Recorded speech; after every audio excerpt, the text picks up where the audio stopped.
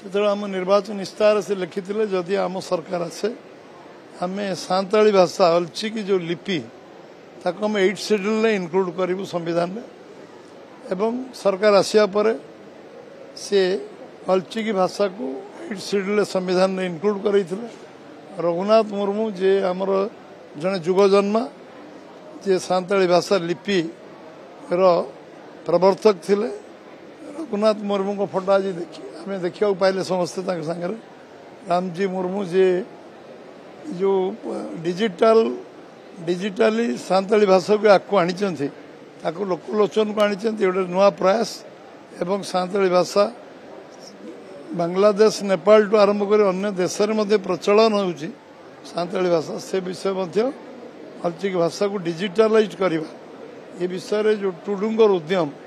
प्रशंसनीय एवं एक कथा को निश्चित भाव में प्रधानमंत्री लोकलोचन को आनी जो साधारण युवक सी नुआ युवक इनोवेटिव तार निजर परिकल्पना को साकार कर समर्थ होती एवं आहरी एटा लोकप्रिय हम समस्त बारे ग्रहणीयता पहुंचो।